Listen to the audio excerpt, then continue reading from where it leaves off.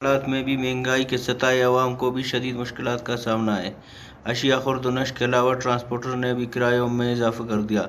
ईंधन, mobile oil समेत गाड़ियों के पुर्जा पार्ट्स की कीमतें भी आसमान को छूने लगी।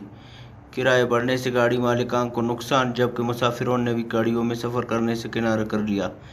गाड़ी मालिकान और ड्राइवरों ने कहा कि हम दो वक्त की रोटी कमाने के लिए इस उम्मीद से घर से निकलते हैं कि चंद सवारी लग जाए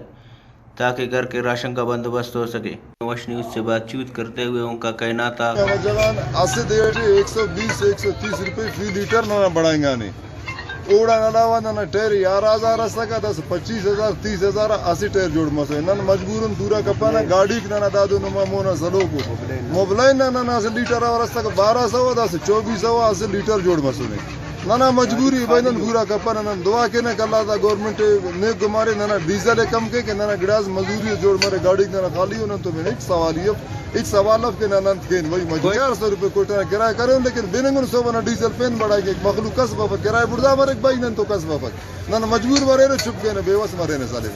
ना था मजबूरी ना वजह मजबूरी है ना किराया बढ़ाए पे लेकिन पदाम गाड़ी ना खाली कर वही ना दे मेहरबानी के ना डीजल कम के ना पुर्जा पार्ट कम के इस पे पार्ट कम के ताकि ना तो सवारी बनने के ना आवाम से गरीबों का ना बलूचिस्तान अदाड़ीचा वसाइल फी तो था कि भाई नन 400 रुपये थे गाड़ी डुबरे 400 दिन की पावने साईं दे पदिया हर गिड़ाना सिया जुल्म मनिंगठिए दरोई गाड़ी वाला तो इनाट